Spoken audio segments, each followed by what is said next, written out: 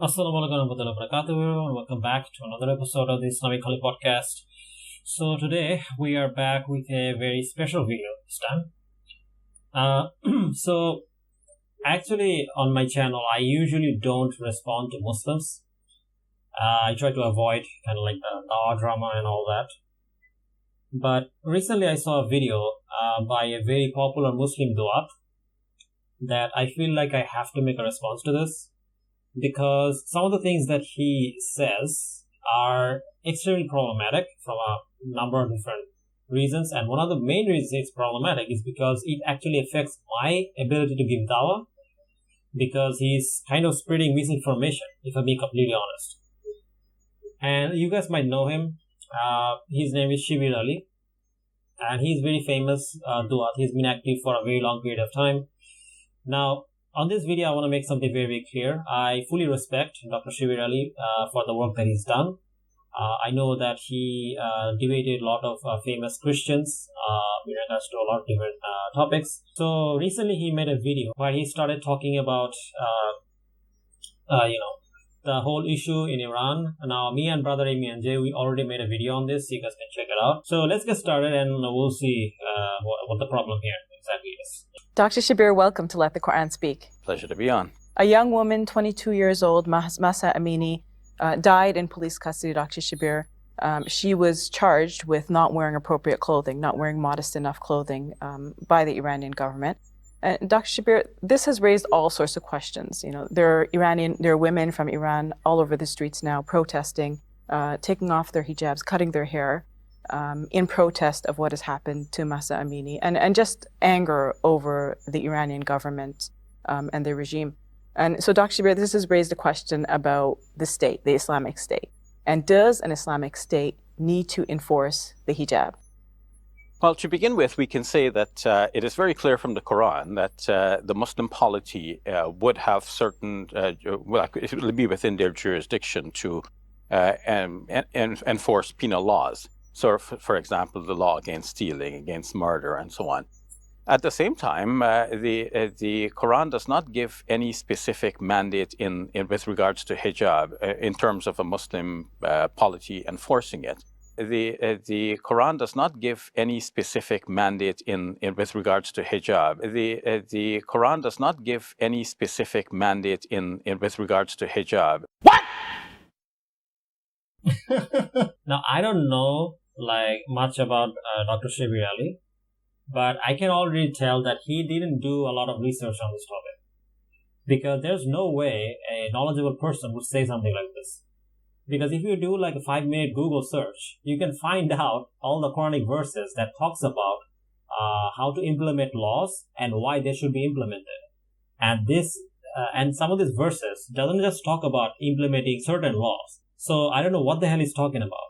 So let's go through some of these verses. Now, what did Allah SWT say about following rule of law? Does he tell us to just follow our own whims and desires, like this guy says? No, that's not what he says. For example, in Quran chapter 4, verse 105, he says the following: Indeed, we have revealed to you, O Muhammad, the book in truth, so you may judge between the people by that which Allah has shown you, and do not be for the deceitful an advocate. Okay? Now, please read this ayah very, very carefully. What is it saying here? It says, so you may judge between the people by which Allah has shown you. Okay? It doesn't get any more clearer than this. Okay? Allah SWT is clear-cut telling the Prophet that when you make legislations or judge between people, to judge them based on what Allah SWT have revealed in the Quran. Okay? That's what he's saying. He's clear-cut saying this. This verse doesn't get any more clearer than this. And so if Allah SWT is telling the Prophet to follow the Quran, then if you're a Muslim and you're supposed to follow the Prophet, then you also have to follow the Quran. Okay? Especially if you're a Muslim leader. So that's your job. That's an obligation. You have to do that. Now, does the verse say that, follow your own desire? Does it say that follow Abraham Lincoln or Mahatma Gandhi and all these other kuffar leaders? No. It says to follow the Quran. That's what it says. For example, there's another verse where it says, Quran chapter 4, verse 127, it says, "And they request from you, O Muhammad, a legal ruling concerning women. Say, Allah gives you a ruling about them and about what has been recited to you in the book concerning the orphan girls to whom you do not give what is decreed for them, and yet you desire to marry them. And concerning the oppressed among children, and that you maintain for orphans their rights in justice. And whatever you do of good, indeed Allah is knowing of it." Again, Allah subhanahu wa ta'ala is saying the same thing, which is that in terms of legal rulings, you have to, he's telling the Prophet to refer them back to the Quran. So here we can get a clear principle, which is that if you're a leader and you have to rule between people, you have to refer to the Quran. Okay, nowhere in the Quran does it say that you can go by liberalism or you should go by feminism. Like, if you go by this guy's logic, then you have to follow this kuffar philosophers like Thomas Hobbes and like also the feminists. You have to follow them instead of Allah, right? Or at least that's what the implication is. But no, that's not what the Quran says. Quran clearly says that in terms of ruling people, especially if you're a leader, then you have to refer to the Quran.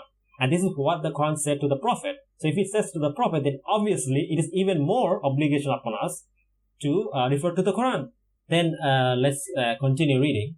And this one is absolutely seals the deal. Okay, it's in Quran chapter 5:44. It says, "Indeed, we sent down the Torah in which was guidance and light. The prophets who submitted to Allah judged by it for the Jews." Again, read this very carefully. It's talking about legal ruling, okay, not about some whims and desires. Legal ruling, jurisprudence. Okay, he's saying the previous prophets judged by what Allah subhanahu wa ta'ala have revealed in their book, in the holy book, as did the rabbis and scholars by that with which they were entrusted. Okay, by that with which they were entrusted of the scripture of Allah, and they were witnesses thereto. So do not fear the people, but fear me, and do not exchange my verse for a small price, i.e. worldly gain. And whoever does not judge by what Allah has revealed, then it is those who are the disbelievers. This last passage, Ibn Kathir actually breaks this down and what this exactly means. So Ibn Kathir, he quotes a bunch of scholars from the early generation, and he says the following: "And whoever does not judge by what Allah has revealed, such are the disbelievers. Al-Bara bin Azib, Hudayfa bin al-Yaman, Ibn Abbas, Abu Misnas, Abu Raja al-Uradi." By the way, these are all scholars from the Salaf or the early generation, or most of them. Ikrimah, Ubaidullah bin Abdullah al-Hasan al-Basri, and others said that this ayah was revealed about the people of book. Al-Hasan al-Basri added that this ayah also applies to us. Okay, so this ayah also applies to us. So it's not just talking about the Jews. Abdul Razak said that Athawri said that Mansur said that Ibrahim said that these ayah were revealed about the children of Israel, and Allah accepted them for this ummah. Ibn Jari recorded this statement. Ali bin Abu Talha also stated that Ibn Abbas commented on Allah's statement, "And whoever does not judge by what Allah has revealed, such are the disbelievers." So, and he says, whoever rejects that what Allah has revealed will have committed kufr, and whoever accepts what Allah has revealed but did not rule by it is a zalim, unjust, and a fasiq, or rebellious, and a sinner. Ibn Jarir recorded this statement. Abdul Razak said, Mamar narrated to us that Taus said that Ibn Abbas was asked about Allah's statement, "Whoever does not judge," he said, "it is an act of kufr." Ibn Taus added, "It is not like those who disbelieve in Allah, His angels, His book, and His messengers." Athawri narrated that Ibn Jurais said that Atta said, "There is kufr and kufr less than kufr, zulm and zulm less than zulm, fisk and fisk less than fisk." Waqi said that, Sa'id al-Makki said that, Taus said that, "And whoever does not judge by what Allah has revealed, such are the disbelievers." Now, this is not the kufr that annuls one's religion. Now, this is important to clarify, which is that although it is a type of kufr, it's not a type of kufr that will take you out of the fold of Islam, right? But it is a type of kufr, which is that you know what the law of Allah subhanahu wa ta'ala is, but you don't rule by it. or you reject it, then in that case, you're a zalim or you're a fasiq, right? And it is a type of kufr. That's what they're saying. Basically, if you're a Muslim leader and you don't rule by what Allah subhanahu wa ta'ala have revealed in the Quran and the Sunnah to judge between people, then you're a zalim. You're a zalim. You're unjust. And you're a fasiq. You're a rebellion. You're rebelling against Allah subhanahu wa ta'ala. And this guy's saying to be fine with this. To be fine with being a zalim. Like what kind of advice is that? Like, are you serious? For example, in Quran chapter 33:59, he says, "O Prophet, tell your wives and your daughters and the women of the believers," and listen carefully, he's saying all the women of the believers, not just wives and daughters, which means it's a legal ruling, okay, to bring down over themselves part of their outer garments. This is more suitable that they will be known and not be abused. And ever is Allah forgiving and merciful.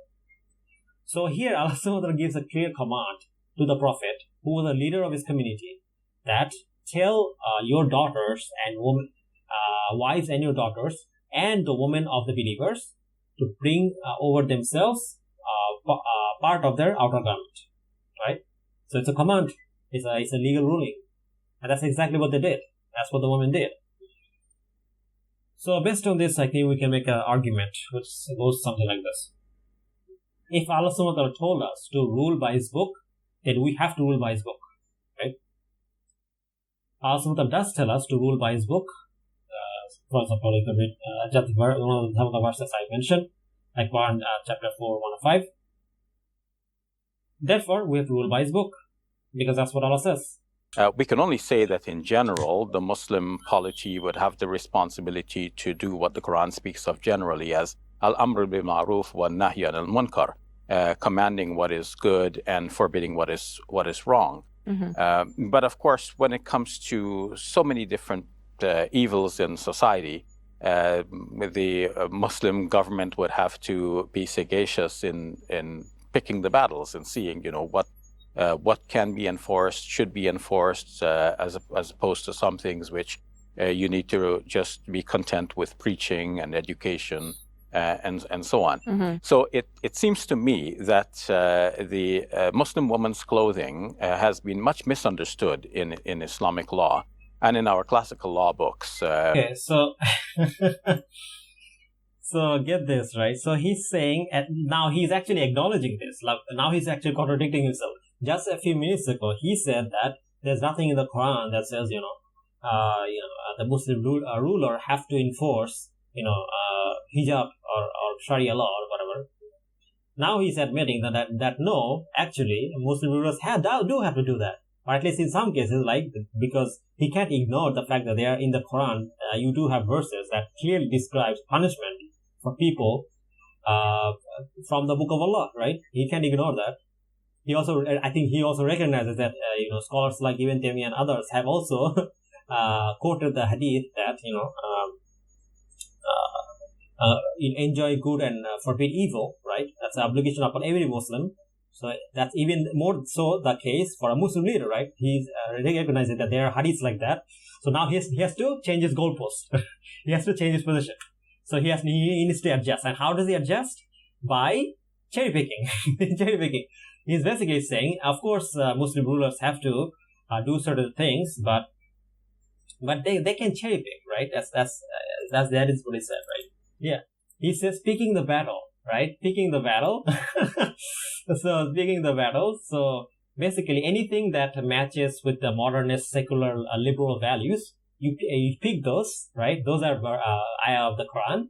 And anything that doesn't match, you don't have to implement them. So he's literally telling Muslim leaders to be like hypocrites, as if they weren't hypocrites already. Subhanallah. So basically here he's committing the cherry picking fallacy, right? He's cherry picking the book of Allah, right? Or he's telling Muslim leaders to cherry pick. No, that's not how legal systems work. You can't just cherry pick. You have to be consistent. If you're gonna implement law from the book of Allah subhanahu wa ta'ala, you have to implement all of it. And again, I repeat, all of it. You cannot cherry pick. Okay? There's no cherry picking in Islam. If you cherry pick, you're a hypocrite. Okay, that's not how legal system work in Islam. As a matter of fact, Allah subhanahu wa ta'ala refused this whole idea of following your own inclination in the Quran so many times. I mean, this channel is called like Let the Quran Speak, and yet they're saying the opposite of that. They're saying that no, let your own desire speak, follow your own desire. So ridiculous, and honestly, it's kind of shameful. Like for example, if you read Quran chapter 4, 135, it says, "O you who believe, be persistently standing firm in justice, witness for Allah, and even if it is against yourself or parents and relatives, whether one is rich or poor, Allah is more worthy of both. So follow not personal inclination, lest you not be just. And if you distort your testimony or refuse to give it, then indeed Allah is ever aware of what you do, or of what you do aware." Right? So here Allah subhanahu wa ta'ala is clearly saying that do not follow your own personal inclination, right? Which is the complete opposite of what this guy is saying. He's saying that, a Muslim, he has to pick and choose, right? He can pick the things that fit in with the modernist kind of like secular values, things like charity and all these other nice flowery things. But anything that doesn't match with it, things like polygamy, things like jihad, or things like enforcing hijab. Since these things don't match with the modernist secular values, you have to reject them, right? Or you don't have to implement them. Like, this is so stupid. So here, basically, he's cherry-picking the book of Allah. I don't know what else to call it. Like, I know a lot of people are gonna piss at me and gonna start insulting me, but you guys tell me, like, how are you okay with this? He is clearly telling Muslim leaders to be inconsistent. He's telling them to be hypocrites. But let's look at one of the most important scholars, Shaykh al-Islam, Ibn Taymiyyah. Let's see what he said regarding implementing laws and how it should be implemented. Ibn Taymiyyah, he said, it is not permissible for women to uncover their faces where non-mahrams can see them. The people in authority have to enjoy what is good and forbid this evil and others. Whoever does not obey should be punished for that in a way that will deter him from doing it again. You read about this in Majmu al-Fatwa, 24, volume number 24, page number 382. So here, Ibn Taymiyyah is quoting the hadith, they have to enjoy good and forbid evil, and he's using that to justify and say that, the ruler has to enforce the hijab. They have to enforce the hijab, and whoever does not listen to them has to be punished in some way, in a way that will deter them.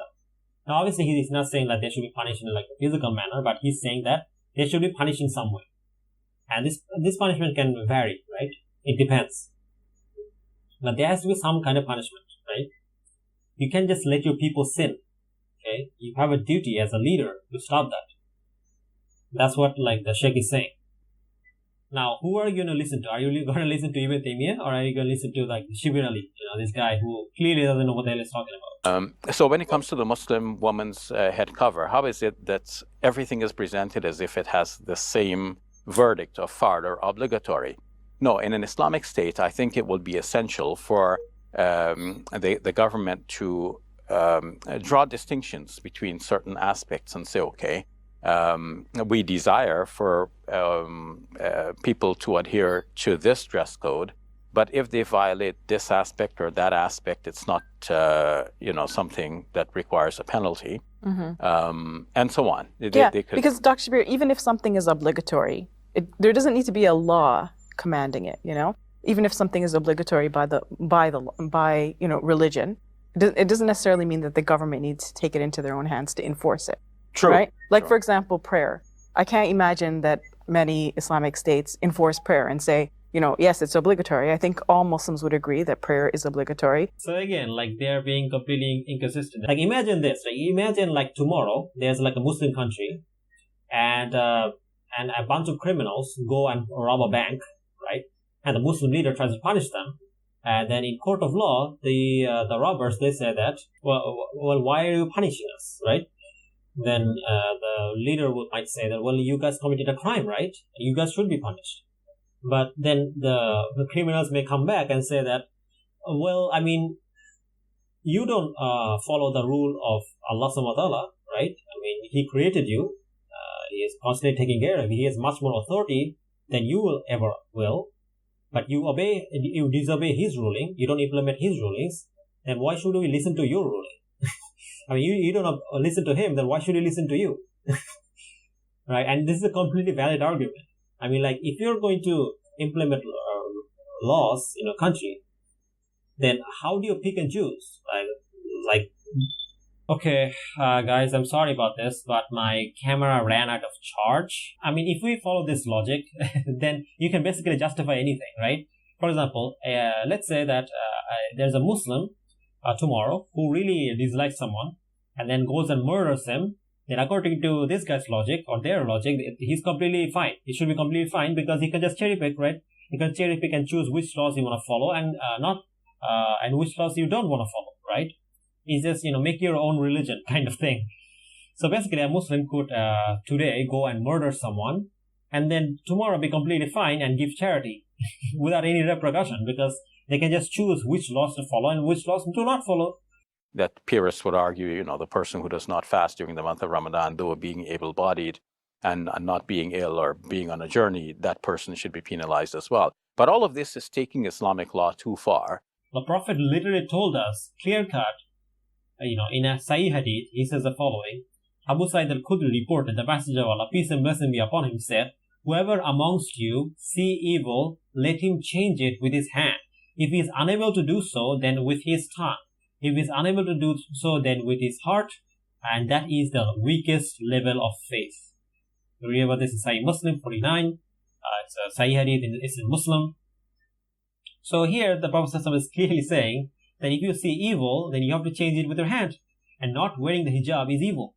I mean, like, no Muslim is going to disagree that, not wearing the hijab is good. No one's going to say that. So if it's evil, then we have to change it with our hand. And if you're a leader and you are in a position of power, you have even more of an obligation to do that. If you don't, then clearly you're being a hypocrite because you have the power to do so. And he's saying that Muslim leaders should be hypocrites. And he's saying that, the Prophet never said this, never did this, blah, blah. Right. And the Prophet is literally refuting him right here. About an Islamic country where the majority of people are Muslim, there's going to be a certain culture in that society of how to dress, right? Yes. So you don't necessarily need a law to tell you how to dress. People just know, like, for example, you go to Egypt, right? There's no law necessarily telling you, okay, you got to wear hijab, but the majority of people do wear it, right? Yes. And you can count on education and preaching. And, if you're running the state, you have state television, you have state media. So basically what she's doing is committing the appeal to popularity fallacy, right? So for example, she's saying that even if you don't make these rulings into a legal system or laws, people will still follow them, right? But the thing is that, yes, but people also follow all kinds of nonsense because it's the cultural norm, right? If you're going to go by this logic, then the pagans were completely right in worshipping other gods besides Allah. I mean that's literally the same logic they used against Prophet Sallallahu. They said that our forefathers worship this thing, so we worship it. That was their culture. Their culture was based on paganism, and guess what? Their culture was wrong. Just because your culture or the popular, something is popular doesn't necessarily mean that it is correct. Okay. Same way, just because hijab is popular doesn't mean it's correct, right? Hijab is correct because that's what Allah subhanahu wa ta'ala tells us in the Quran. This is why Muslim leaders have to enforce the hijab and other aspects of Sharia because it's in the Quran. We are told to judge people based on what Allah has revealed. This is an obligation upon every Muslim ruler. If they don't follow this, then as Ibn Abbas said, they are a jalim or a fasik. But before I end, I just want to give some advice to Dr. Shabir Ally, because the thing is that if I came across as rude or anything, I do apologize. But you have to understand something, and the reason I got so angry when I was watching this video. For example, in my country, and I live in a secular kind of like an authoritarian state. a few days ago, a Muslim put out a Facebook post, right? He put out a Facebook post warning Muslims to not go and celebrate Hindu festivals, right? Do you know what happened to that kid? He was arrested because he was supposedly breaking the harmony of Hindus and Muslims. So saying idolatry is shirk and Muslims should not participate in pagan festival has now become a crime in my country. Even though what he said is completely based on Quran and Sunnah, right? And this is the reality of most Muslim countries that are living under secular rules, okay? People have no freedom of religion. We have no freedom of speech. But scholars cannot open their mouth. If they do, they get tortured. They get literally put into jails. Okay, this is completely normal thing that happens. Anytime you criticize your authoritarian and a secular government, the government cracks down on you. They take you to jail, they beat you, they torture you. Especially if you're a scholar, then they stigmatize you, say that you're a terrorist, blah, blah, blah. All this other kind of nonsense, right? And you're telling these fascist scumbags, these type of rulers, that it's okay to cherry pick Islam as a religion. It's okay to be a hypocrite. It's okay to not enforce the hijab, and it's okay to adhere to the secular liberal values. Okay, because that's what they want. They're trying to enforce secular liberal values in our countries, and you're giving them the exact ammunition they need to torture Muslims, to oppress Muslims in Muslim lands. That's what you're doing. And this is why this made me so angry. And this is why I actually had to make this video, because I had to warn you to not do that. This is harming Muslims. This is literally harming Muslims. And if you guys want to support me, then you can support me on Patreon, or you can also support me on YouTube membership by becoming a YouTube member or making a one-time donation. So yeah, how this I want to end this video. Thank you guys for watching. Assalamualaikum warahmatullahi wabarakatuh.